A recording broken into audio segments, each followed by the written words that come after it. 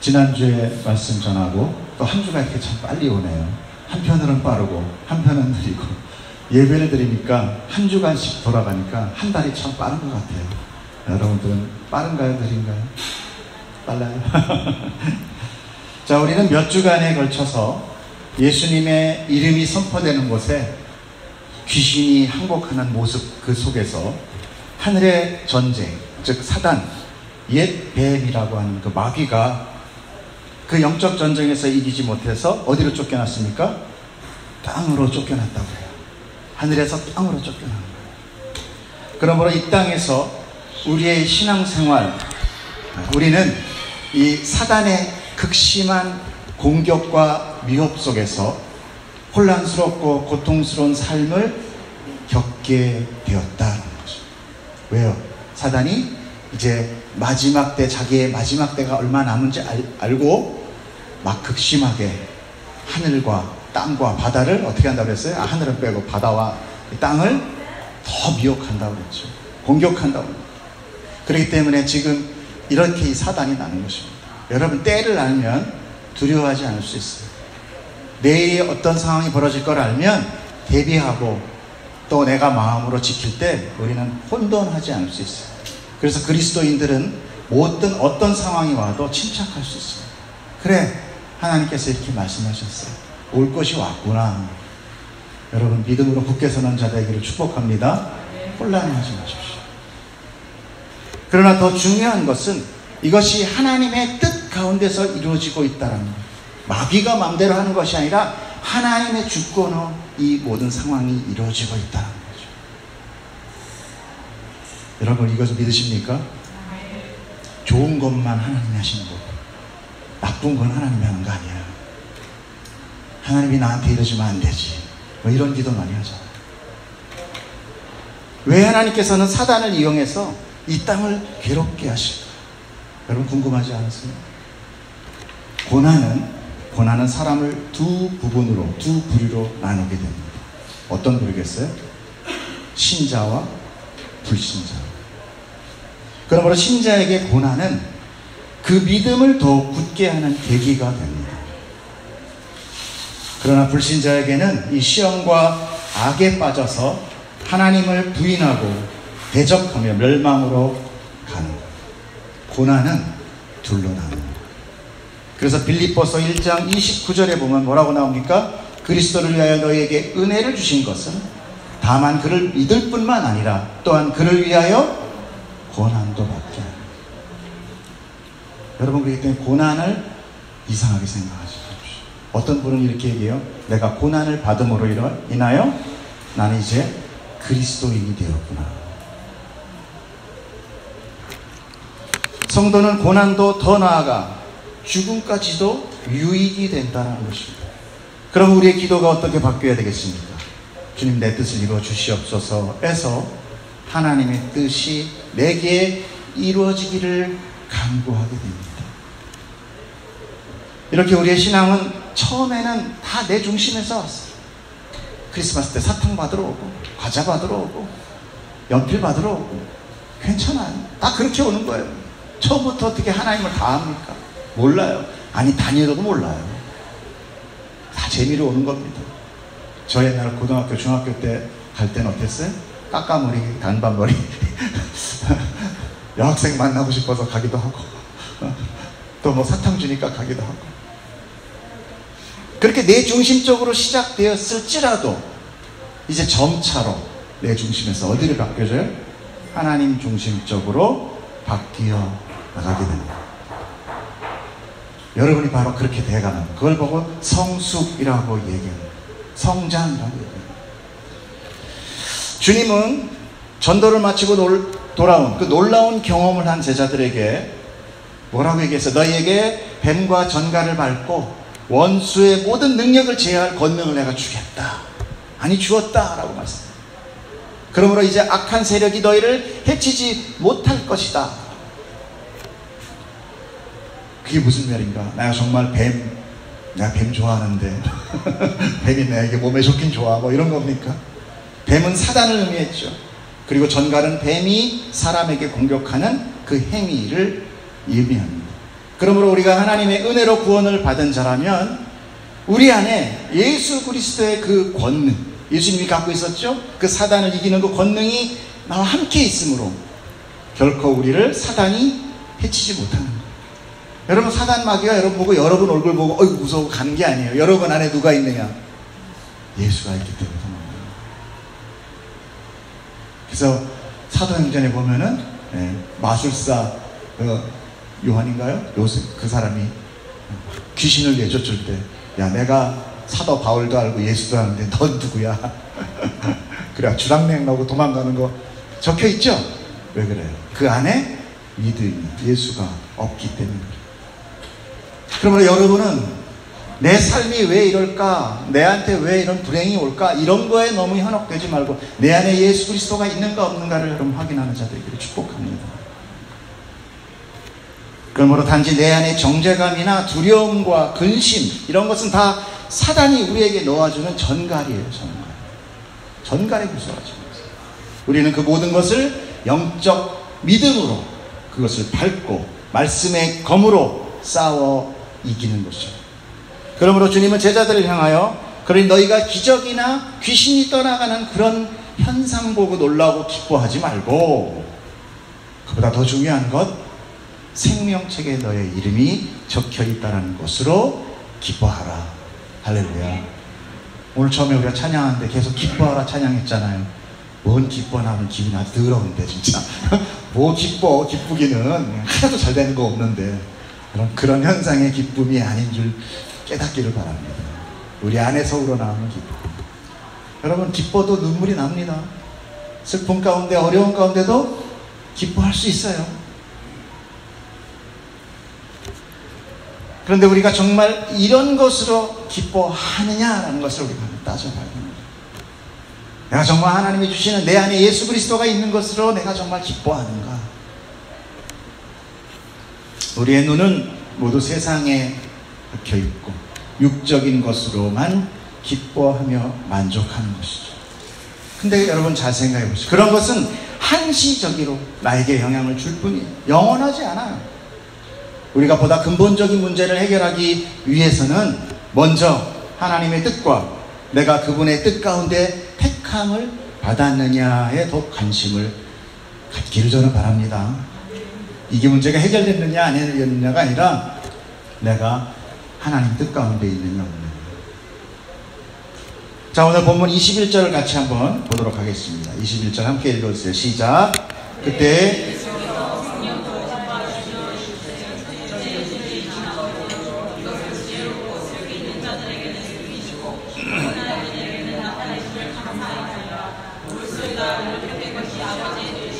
네, 오늘 그때에라고 나옵니다. 그때는 언제예요? 이렇게 예수님께서 하늘의 이야기를 들려주시며 모든 사단 마귀의 그것들을 밟고 일어서는 권능을 주시는 그런 말씀을 하실 때 제자들은 이 땅의 현상도 눈에 보이는 것만으로 알고 그 안에 숨겨져 있는 사실을 몰랐던 거죠. 그런데 이제 예수님께서 깨닫게 합니다. 그런 그들에게 주님께서는 하늘의 전쟁의 일, 하늘의 이야기를 알려줍니다. 여러분, 성경은 우리에게 하늘의 이야기를 하는 거고, 그리스도인이라는 것은 이 땅의 소망이, 아까 우리가 복 주시옵소서, 복권 맞게 주시옵소서 이게 아니라 그 복은 하늘의 복이에요. 하늘을 소망하는 자예요. 우리가 언제 하늘을 소망합니까? 전부 이 땅에 눈이 갇혀 있죠. 땅에 갇힌 게 뭔지 아세요? 땅지자에 갇힐 옥. 다시 시작. 땅지자 갇힐 옥 맞잖아요. 한문 맞죠? 땅에 갇혀 있는 자가 지옥이에요. 여기가 지옥이에요. 여러분, 딴 데 가는 게 지옥이 아니라 여기서 영원히 살아. 그러면 그게 지옥이에요. 어휴, 살만하네. 괜찮은데? 계속 사세요. 그때 예수님께서 그런 말씀을 하시면서 예수님 안에 뭐가 있었다고 그래요? 성령으로의 기뻐함이 있었다. 성령으로 기뻐하셨다는 것은 그 기쁨의 단어라는 것이 아갈리아오라는 그런 헬라어인데요. 기쁨이 넘쳤다라는 거예요. 기쁨이 막 샘솟고 넘쳤다라는 거예요. 이 단어는 마리아가 성령으로 예수님을 잉태하고 나서, 그리고 요한의 엄마가 그 마리아가 올 때 요한이 그 태안에서 막 신나서 막 요동치거든요. 그때 복 있는 자여 이러면서 할 때 마리아가 너무 기쁨이 샘솟아서 이런 고백을 합니다. 마리아가 이르되 내 영혼이 주를 찬양하며 내 마음이 하나님 내 구주를 기뻐하셨음은 하고, 여기에 있는 그 기뻐함과 똑같은 거예요. 마리아의 기쁨이에요, 하나님이 나에게 준 기쁨이에요. 하나님이 마리아에게 준 그 성령의 기쁨을 이야기하는 거예요. 그러므로 이 기뻐하다라는 단어 안에 이 찬송하다라는 의미가 함께 들려있어요. 그러므로 주님이 제자들에게 그 하늘의 이야기를 들려주신 것, 야 지금 하늘에서 사단이 벼락같이 떨어지더라, 그리고 뱀과 전갈을 바르는 것을 내가 너에게 줄게, 이것은 예수님이 어느 날 갑자기 기분이 좋아져서 제자들이 막 그렇게 귀신을 명하는 걸 봤습니다. 주의 이름으로 얘기하니까 귀신이 항복하다이다 이 소리에 막 업돼가지고 그래 그게 말이야 이러면서 자신의 어떤 그 권위를 막 말씀하신 것이 아니라 그때에 맞춰서 하나님께서 예수님을 통하여 말씀을 하게끔 허락을 하신 거예요. 예수님은 이 땅에 와서 사역하시면서 자기의 의지대로 하지 않았어요. 다 하나님이 하라는 그 하루의 사역을 아침 새벽에 기도를 받으시고 그대로 하신 거예요. 그래서 성경에 보면은 수많은 많은 사람들이 있어도 그 예수님이 지적한, 예수님이 다가간 그 환자 또는 그 뭐 귀신 들린 자 딱 한 사람한테 찾아가죠. 전부 다 안 고친단 말입니다. 그래서 하나님이 오늘 내일 또 이렇게 예수님에게 너가 사역할 것들을 미리 알려주셨다는 거예요. 그걸 통하여 내가 너의 그 기적을 통해서 하늘의 이야기를 할 거예요. 그런데 우리는 어때요? 땅에 고친 자들이니까 그 현상 보고 와 나도 예수 믿으면 복 받겠구나, 저런 복 받겠구나. 이게 바로 기복주의라는 거예요. 그리스도는 절대 기복주의가 아닙니다.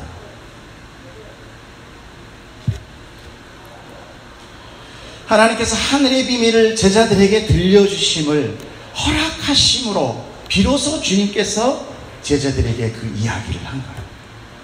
깨닫지 못하던 제자들, 그들은 몰랐어요. 그냥 현상, 귀신이 쫓아납니다, 너무 좋아요, 예수님 옛날에 하던 그 능력 나도 할 수 있네요, 이런 거에 기뻐하던 그런 제자들에게 이제 성령님께서 오셔서 예수님에게 하늘의 이야기를 깨닫게 하게 하심은 예수님 안에 이제 기쁨이 샘솟았다.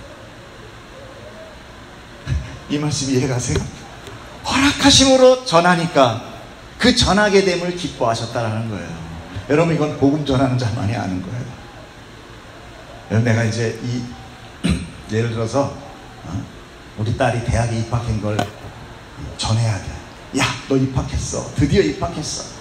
근데 만약에 이제 그것이 허락을 받고 얘기를 해야 된다 그럴 때 내가 얼마나 얘기하고 싶겠어.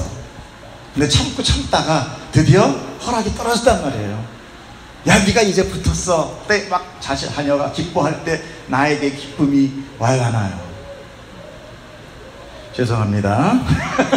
이해를 못하시네. 전하는 자의 기쁨이 이런 거라는 거예요.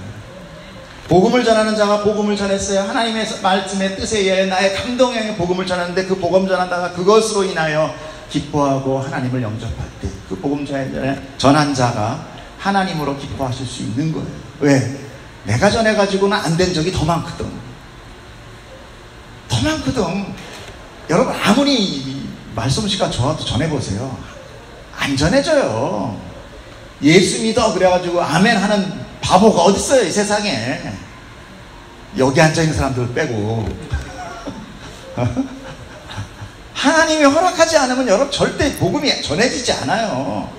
뭐 빵 갖다 주고 별짓 다 해보세요. 안 돼요.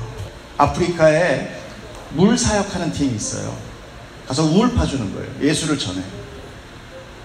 근데 그 빠져나왔다가 들어가 보면 그 물로 인하여 또 어떤 재정적인 지원으로 인하여 문화의 지정으로 인하여 더 타락해 돼 있어요.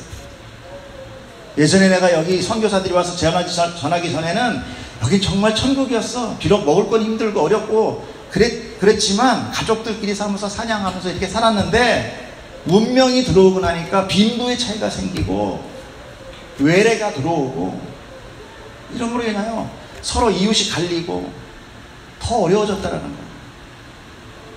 그렇다고 제가 뭐 복음이 들어가면 안 된다 그런 얘기 하는 것이 아니라 하나님의 뜻 가운데 전달되는 복음이 있다라는 거예요. 우리가 무조건 전달돼가지고 그들이 아멘 했다는 거, 물 터져서 아멘 했는지 돈 받아서 아멘 했는지 그걸 어떻게 알아요? 모른다는 거예요.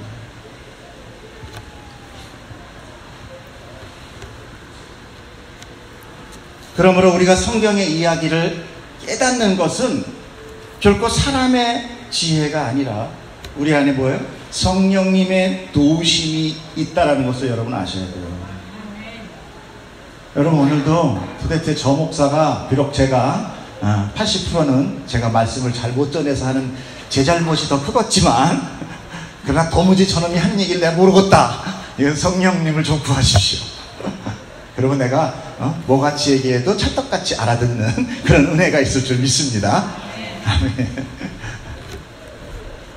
성령이 아니고는 결코 성경의 이야기, 즉 하늘의 비밀을 알 수 없어요. 그러므로 하나님은 자기 백성에게 당신의 뜻을 알려주기를 원하셨던 거예요. 아주 원하셨던 거예요. 그런데 드디어 전하게 되니까 예수님 안에 뭐가 나타나요? 기쁨이 생깁니다. 그 의미를 하늘의 비밀을 지혜롭고 슬기 있는 자들에게는 숨겨졌다. 그러나 어린아이들에게는 나타내셨다라고 오늘 이야기하고 있어요. 이 전법.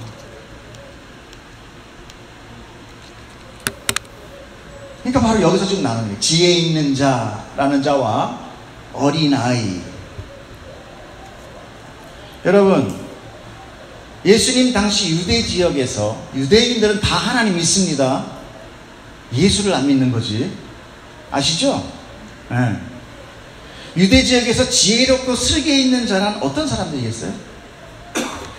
하나님의 율법도 알고 그에 대한 지식과 지혜를 받았음에도 불구하고 하나님의 계시를 받아들이지 않는, 즉 예수를 받아들이지 않는 그런 이스라엘의 종교 지도자들을 가리키는 거예요.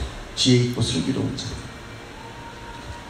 이 말은 지금으로 적용을 한다면 어떤 거냐? 세상의 지식과 인본주의적인 사상으로는 결코 하나님의 계시를 받지도 못하고 깨닫지도 못한다는 거예요. 여러분, 나 중심적으로 살아가면 절대 하나님의 말씀을 깨달을 수가 없어요. 그래서 성경에서는 뭐라고 그래요? 나를 부인하고 예수 그리스도의 십자가를 따르라 그러잖아요. 나를 부인한다는 것이 뭐예요? 내 중심적인 사고를 다 버리고 예수 중심적으로 봐야만 그 십자가가 보일 거야.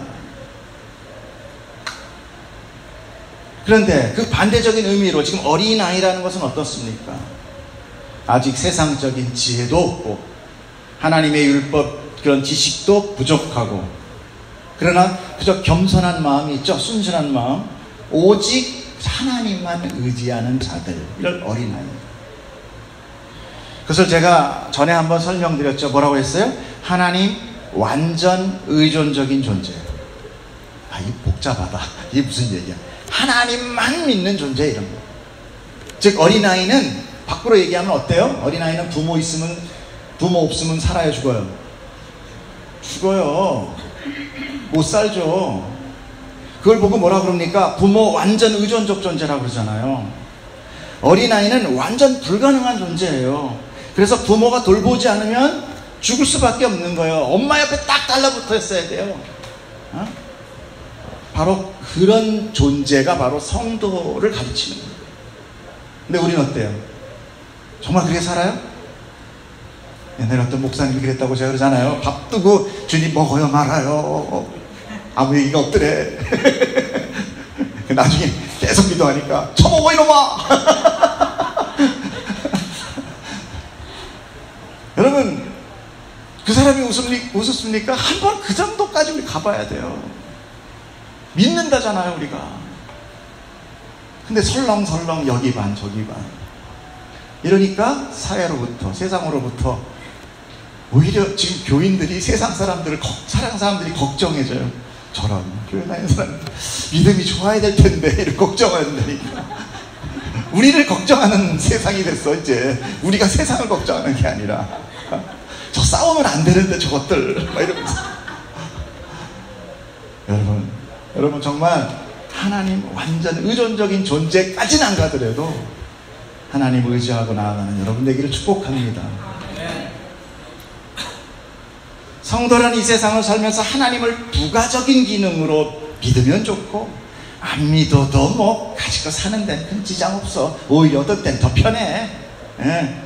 이런 사람들이 아니라 하나님 완전 의존적 존재는 하나님이 돌보지 않으면 완전히 불가능한 자다라는 거예요. 믿음은 이 삶에서 복을 좀 더 받기 위한 어떤 옵션이 아니라 신앙은 이거 아니면 저거예요. 중간 없어요. 중간 지역에 있으면서 나는 그리스도인이야 라고 착각하지 마십시오. 착각하지 마세요. 사람들은 그럽니다. 하나님은 인격적이어서 우리를 대하실 때도 강압적으로나 막 일방적으로 그런 뭐 그냥 맹신도들 같이 그렇게 하지 않어 라고 얘기해요. 들으면 어때요? 아 그래 맞아. 그게 맞아. 그럴듯해. 본인도 어때요? 기분이 좋아지죠. 내가 그런 하나님이라면 가끔씩 한번 믿어주지. 그러나 그 안에 하나님의 그 온유하신 그런 사랑을 감사하는 그런 마음보다 아니요, 자기 중심적 사상이 들어있다는 것을 우린 솔직하게 깨달아야 돼요. 하나님이 나의 통치자시며 왕이시며 나는 그의 통치의 아래에 완전 순종해야 하는 것. 주여 나의 종, 제가 종입니다. 주여 주님 하잖아요. 주님이라는 게 뭐예요? 네? 주인님이라는 거예요. 자존심 확 상하죠 갑자기. 이씨 내가 지금 주인님? 뭐야 이거. 그러니까 우리가 아멘 하지만 속으로는 안 받아들여요. 그건 그냥 성경에서 하는 말이고 내가 기분 좋고 내가 하는 일 잘 되고 그럼 내가 좀 도와드릴게. 하나님 복이나 팍팍 주셔. 그냥 11조 내가 한 10의 2조까지도 할 수 있어. 내가 까짓 거 그냥 이건 절대 그리스도인 아니에요. 이건 기독교 아니에요 여러분. 그냥 미신이고 그냥 우상 숭배죠. 그러므로 우리의 믿음은 어린아이일 때 가능한 겁니다. 그것은 어린아이같이 순진하고 순결해야 된다는 것이 아니라 완전 불가능한 자, 완전 약한 자로 주님 앞에 나가야 된다는 거예요. 그런데 사람은 자기의 약함을 어떻게 해요? 드러내요? 감춰요? 감추죠. 세상에서 센 척 해야 되거든요. 그래야 감히 나를 어디 건드려? 그냥 확 그냥 한 번만 쳐봐. 내가 10배를 쳐줄 거야. 내가 이게 바로 그거예요. 가인이죠. 나의 이름으로 위하여 7배면 내가 70배로 갚으리라. 성경에 나와. 저는 성경을 볼 때마다 깜짝깜짝 놀라요. 어쩌면 그렇게 우리 마음 안에를 그냥 활짝 다 뒤집어 보는지. 당연하죠. 우리를 만드신 분이니까. 나 건들기만 건드려봐. 내가 그냥 10배, 70배로 갚아줄 거야. 우리 그러잖아요. 2배도 억울해. 2배도 억울해. 그렇기 때문에 성경은 우리를 자꾸 그 약함으로, 약한 자로 자꾸 드러내는 거예요. 그것이 뭡니까? 죄인으로. 너 죄인이잖아. 너 죄인이잖아. 네 안에 예수 없잖아. 네 안에 마귀 있잖아. 네 안에 사탄 있잖아. 근데 제가 그렇게 설교하니까 다 나가더라고. 다 나가. 제가 여기 설교하는 거야 지금. 여러분들이 더 대단해요. 아멘. 아멘 안 하시네. 자, 이 모든 것이 다 아버지의 뜻이라는 것은 바로 하나님의 뜻이라는 거죠. 자, 22절 읽어주세요. 시작.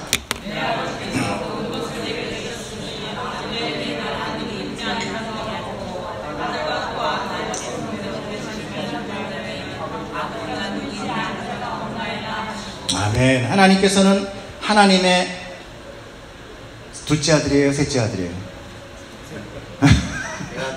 외아들이십니다. 아멘. 정확하게 하죠. 독생자. 그러므로 예수님께서는 하나님을 아버지라고 불러요. 맞죠? 괜찮죠? 네. 여기서 아버지라고 번역한 헬라어 원어는요, 우리가 보통 아는 아바 이게 아니라 파텔이라는 단어를 쓰고 있어요. 여기서는 그건 뭐냐면 부모라는 거예요. 조상 이런 거죠. 부모라는 거예요. 그러므로 주님께서 말씀하신 아버지라는 의미 아래 예수님의 모든 사역은 다 누구의 것이다? 하나님 아버지의 것이라는 것을 스스로 예수님이 시인하는 거예요. 여러분, 예수님이 지금 모든 것을 다 아버지 거라고 시인하는 거예요. 그런데 우리가 뭘 내 거라고 시인할 게 있어요? 그러나 그 당시 율법자들, 제사장들, 즉 그 시대 지도자 계층이라든지 지식인들은 다 이것을 부인할 뿐만 아니라 예수님의 아버지라고 부르는 것을 보고 저놈이 어디 감히 하나님한테 아버지? 저 신성모 독죄 이걸로 목 십자가에 못 박아버린 거예요. 물론 여러 가지 있지만 그 중에 하나가 신성모 독죄. 저는 묵상 중에 우리가 흔히 기도 중에 부르는 시작이 뭡니까? 하나님 아버지 이거 하잖아요. 안 하셔요? 하나님 삼촌 이러세요? 하나님 아버지. 왜? 주기도문에서 하늘에 계신 우리의 아버지. 하나님 아버지를 감동 참 많이 받아요. 위로도 받아요. 아버지. 비록 저희 아버지는 무서웠지만 아버지 정말 감동이 온다. 그런데 어느 날 제가 이 말씀 묵상을 하면서 하나님의 그 호칭인 아버지가 갑자기 제 안에서 잘 나오지 않더라고요. 과연 내가 하나님 아버지라고 부를 수 있는 존재가 아닌가?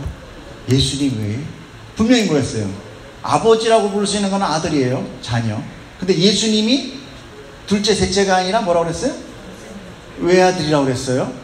그러면 예수님은 아버지라고 부르는 게 맞아. 근데 나는?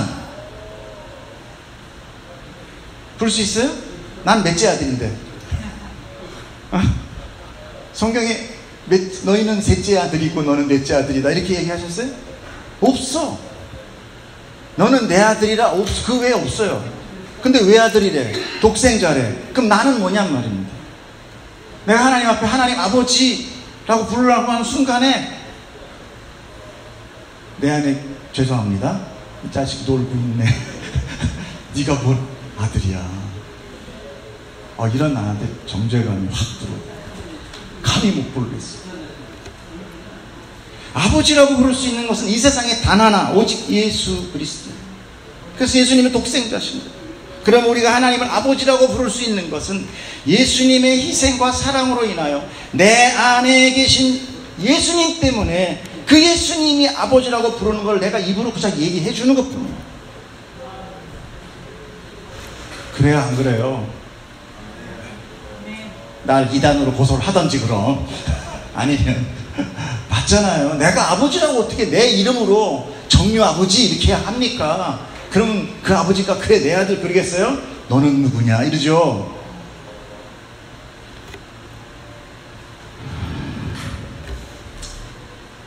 이해되길 축복합니다.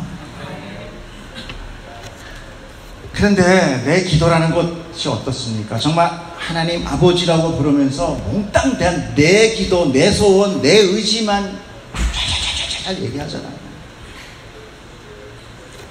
그래서 저는 여기서 그만 입이 닫혔어요. 정말 제가 아버지라고 부를 수 없더라고요. 내가 늘 주님을 소외시키고 내 마음대로 살면서 그냥 내가 아쉬울 때 기도할 때 하나님 아버지, 이거 진짜 뻔뻔해도 진짜 뻔뻔한 거더라고요. 그때 하나님께서 정말 그래 내 아들아 라고 하실까? 여러분 분명히 해야 됩니다. 하나님은 오직 예수님만을 아들로 인정합니다. 아멘? 이걸 분명히 하셔야 돼요. 누구만을 인정해요? 예수만을 인정합니다.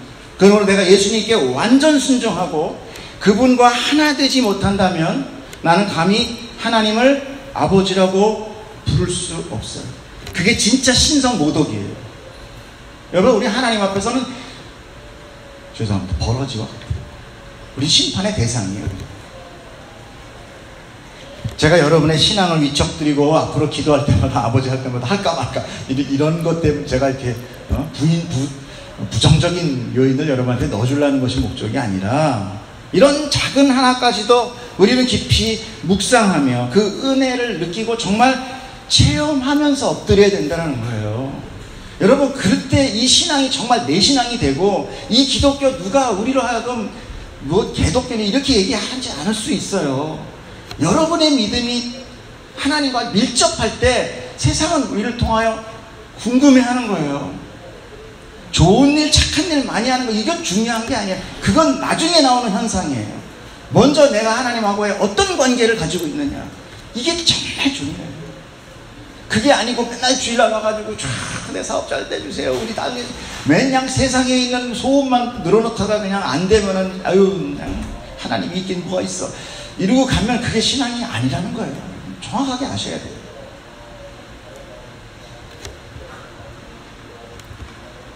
그러므로 우리가 부르는 이 호칭인 하나님 아버지라는 말은 정말 우리 안에 떨림으로, 부끄럽고 면목 없지만 예수님 옷자락 꼭 붙들고 조심스럽게 부르는 이름, 그것이 바로 하나님 아버지.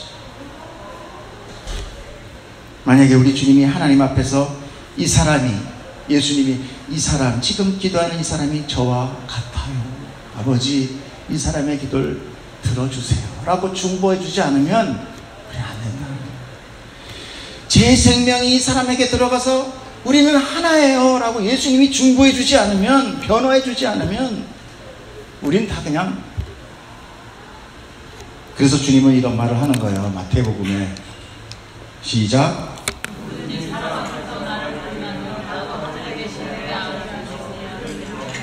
이해되세요? 이해되세요?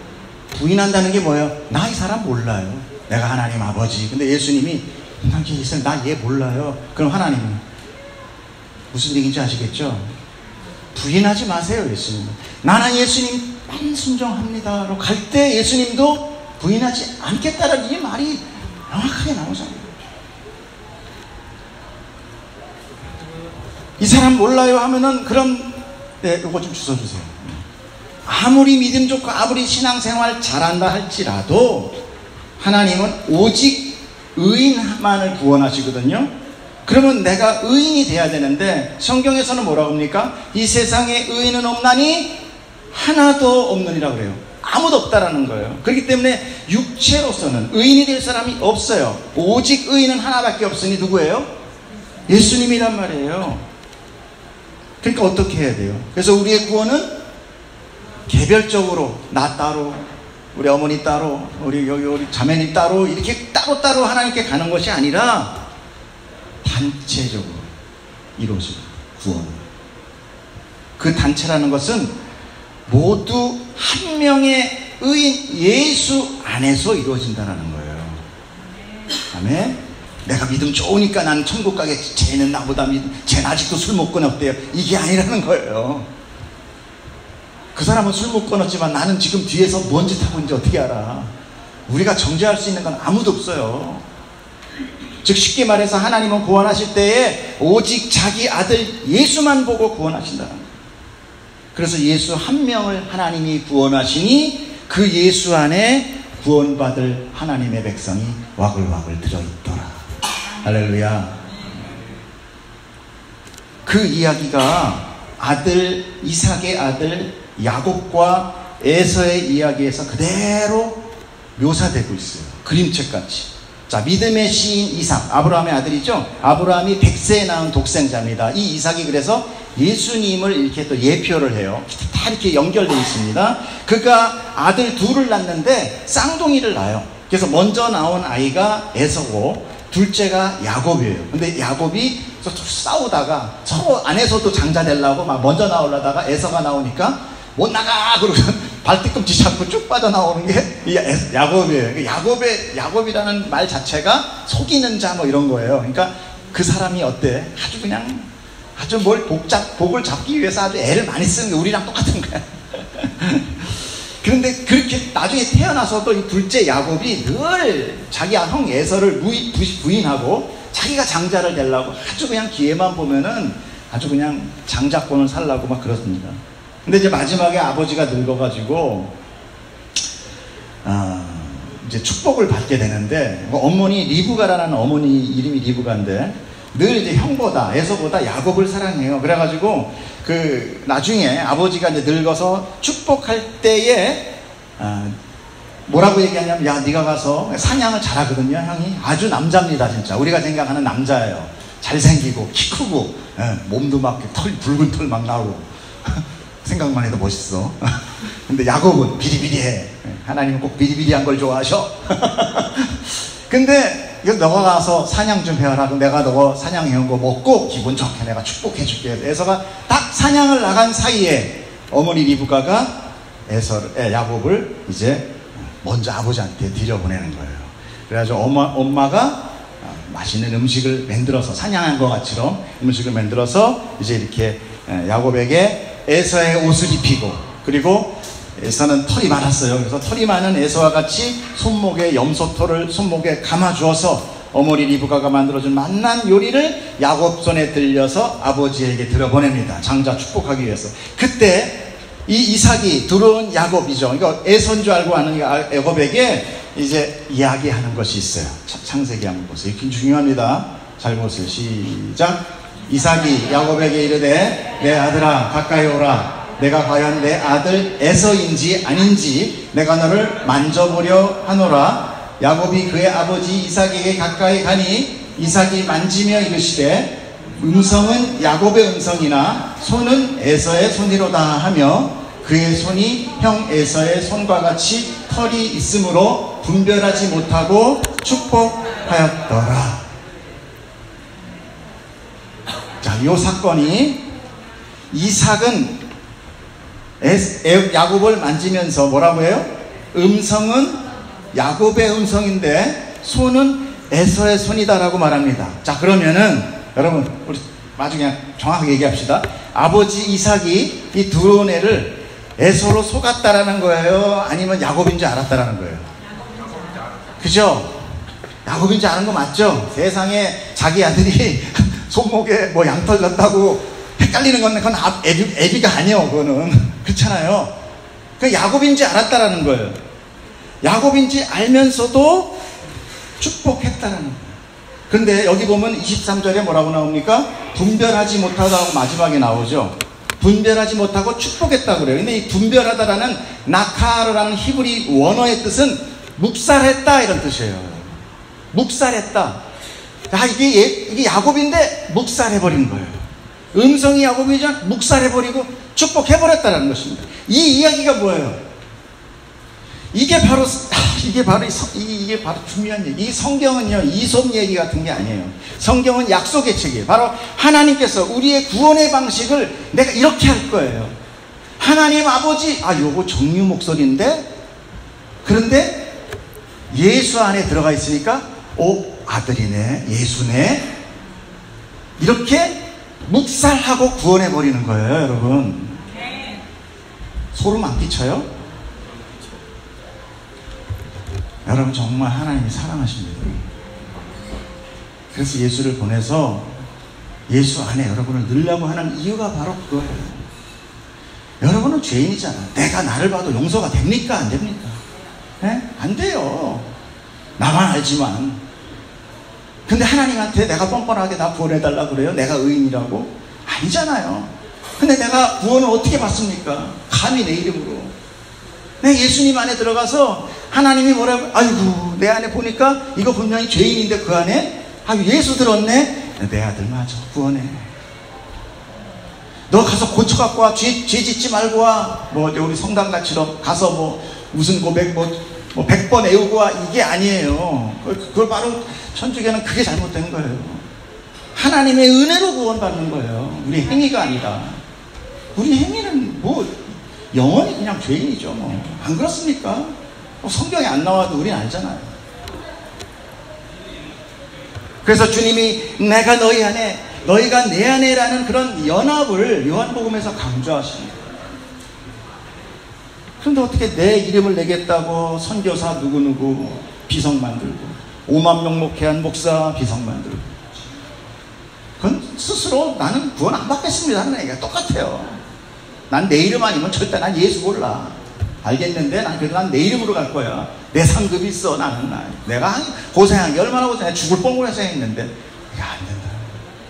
오직 예수 이름으로만 천국 가는 거예요. 그래서 요한복음 14장 6절에 읽어보세요. 시작.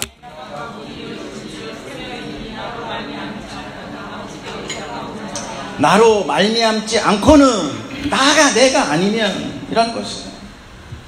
그런데 여기서 또 뭐라고 합니까? 또 하나, 여기서 내가 왜 갈자가 아니라 올자라고 돼 있죠, 성경에. 이 성경 얘기는 하나하나 잘 짚어봐야 돼요. 여러분, 우리가 방에 들어갈 때 방 안에 있는 사람은 그 사람에게 뭐라고 얘기합니까?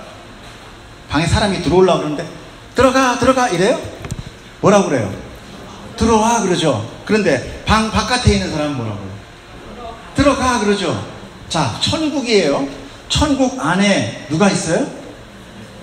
하나님 나라 안에 누가 계셔요? 하나님 계시잖아. 하나님이 들어가 그래요? 들어와 그러죠. 그러니까 우리가 천국, 예수 이름으로 천국 가는 게 누구의 결정이어야 된다? 바깥에서 아무리 저 사람은 정말 천국 갈 사람이네 100번 들어도 소용없어요. 안에서 하나님이 들어와 하는 그 사람만 들어가는 거예요. 여러분의 눈으로 도덕적으로 세상의 법으로 내 양심으로 저 사람 착하네, 저 사람은 저건 천벌 맞아야 돼, 이거 구별 못합니다. 우리는 만약에 그게 천벌 받으면 내가 제일 먼저 천벌 받아요. 하나님이 들어와 하니까 가는 거예요. 이게 기독교예요. 여러분, 근데 내가 뭘로 까봅니까? 그래서 세례 요한이 뭐라고 합니까? 요한복음 3장 30절에 예수를 보면서 그는 흥하여야 하고 나는 쇠하여야 하리라. 여러분, 우리는 예수 안에서 죽는 거예요. 그 죽는다는 것이 죽어야 되나 이게 아니라 내 이름이, 내 존재가, 내 이 죄인이라는 내가 사라지는 거예요. 그러지 않으면, 내가 살아있으면 내 안에 예수가 있다라는 거예요, 없다라는 거예요? 없다라는 거예요. 그러면 내가 하나님 앞에 갔을 때 내 아들 없네? 그럼 넌 여기 못 들어와. 이렇게 되는 거예요. 그래서 예수가 중요한 거예요. 여러분, 그러니까 전철 앞에 있는 예수 천당 불신지역 재수 이러지 마시고, 그 사람이 얼마나 짧게 요약해놨어. 기가 막히잖아. 그렇게 짧게 요약할 수 있어요? 예수 천당 불신지옥. 장황한 그냥 성경 66권을 딱 한마디로 줄여놨잖아. 할렐루야. 그 사람 대단하신 분이에요. 알아들은 놈만 알아들어라 이거잖아요. 알아듣는 놈은 천국 가는 거야. 이걸 알면은 그 사람 대단하다. 야, 어쩌면 저렇게 짤막하게 썼을까. 그래서 세례 요한이 그렇게 유명했지만 그의 죽음이 어땠습니까? 말도 안 되는 것 때문에 옥에 갇히고, 또 그 왕비의 그 사악함으로 인하여 그냥 느닷없이 목에 잘려 죽어요. 그냥 너무도 무의미하게 사라지는 거예요. 그것이 구원받는 자의 모습이에요, 이 땅에서. 대단한 게 아닙니다. 오늘 우리는 이 말씀 속에서 이제 내가 하나님의 뜻과 예수 그리스도를 바라보는 눈이 열리기를 축복해요. 그래서 제가 오늘 제목이 뭐예요? 시작. 꼭꼭 숨어라. 예수 안에 숨어야 돼요. 내 머리카락 한 오락이만 보여도 끝이야. 머리 정갈하게 이렇게 빗어 넘겨가지고 예수님 안에 쏙 숨어서 가만히 있어야지, 괜히 막 헐레벌치고 내가 옛날에 왕년에 내가 교회를 10개 세웠는데 날 몰라줘? 이러면은 그래, 내가 넌 알아주는데 넌 뜨끈한 목욕탕으로 찜질방으로 여기는 천국. 자, 마지막 23절 24절 봅시다. 23절 이게 이제 보면은 금방 이거 알아들어요. 자, 읽어보세요. 시작. 제자들을 돌아보시며 조용히 이르시되 너희가 보는 건 복이 있도다. 내가 너희에게 말하노니 많은 선지자와 임금이 너희가 보는 바를 보고자 하였으되 보지 못하였으며 너희가 듣는 바를 듣고자 하였으되 듣지 못하였더라. 여기 금방 이해되죠? 이제 뭔 얘기인지 알겠죠? 그렇게 신앙으로 지가 하려고 했지만 결국 그들은 뭐예요? 예수 못 보고 다 죽었다는 거예요. 근데 여기 우리들은 뭐예요? 그런 거구나. 천국 가는 비결을 여러분 이제 보는 자가 된 거예요. 누구 때문에? 성령님 때문에, 예수 때문에. 할렐루야. 이게 복 있는 자예요. 복 있는 자. 여러분 아까 주께 왔사오니 복 주시옵소서. 옛다 복. 예수님이에요. 그게. 할렐루야. 여러분 오늘 깨닫게 된 이 진리와 지혜는 아무나에게 열리는 거 아십니까? 하늘의 복을 받은 자에게만 열리는 거예요. 수많은 지혜자와 천재 박사들이 이 성경 연구했지만 그런 결코 알지 못했어요. 이단 다 만들었어요. 그런 지혜와 경험이 성경의 말씀을 다 가로막는 거예요. 세상의 힘은 힘의 논리죠. 무한 경쟁이에요. 그 가운데 인간이 중심이 된 사회입니다. 거기에서 하늘의 비밀은 절대 열리지 않아요. 우리는 신앙 안에서 마치 누구와 같아야 돼요? 어린아이와 같아야 되는 거예요. 엄마가 잘못했다고 빨가벗겨서 내쫓으면 어떻게 돼요? 에라이씨 내가 20밖에 없냐고 편집으로 가는 게 아니라 물꼬리 붙잡고 엄마 살려줘 그러고 붙들어야 되는 거예요, 여러분. 이 교회 아니면 아니면 내가 그냥 확 그냥 그냥 뭐 보니까 뭐 그냥 시뻘건 십자가 그냥 쇠로 깔렸더만 그냥. 응? 여러분 그게 아닙니다. 여러분 그렇다고 뭐 교회를 충성하라는 얘기가 아니라 우리 마음 안에 예수 그리스도. 예수님 옷 쫙 붙들고 끝까지 놓으면 안 돼요. 놓으면 안 돼요. 여러분 예수 안에 잘 숨으십시오. 꼭 숨으십시오. 머리카락 보이다 조심하십시오. 하나님 앞에 설 때 그때까지도 내가 살아있으면 우리 망하는 겁니다. 이 삶은 뭐예요? 우리가 죽는 거예요. 그래서 이 삶이 그렇게 지지리도 녹록지가 않은 거예요. 그런데 그것이 축복이에요, 여러분. 여러분 축복이에요. 아멘. 여러분 똑같이 고난을 받지만 누구에게는 그것이 축복이고 누구에게는 멸망인 거예요. 여러분에게는 축복되는 줄 믿습니다. 기도하겠습니다. 사랑의 하나님 아버지 감사합니다. 우리의 다친 눈, 우리의 감긴 귀 모든 것 열어주셔서 하나님 우리가 볼 수 있고 보는 자 되게 하시는 이 눈, 이 귀가 하나님 오늘 복이 있음을 우리가 믿습니다. 아버지야 내 이름 아니라 내 능력 아니라 예수 그리스도로 천국 가는 그 생명의 길 우리가 벗어나지 않을 수 있도록 주님 도와주시옵소서. 감사하며 예수 그리스도 이름으로 기도드렸사옵나이다. 아멘.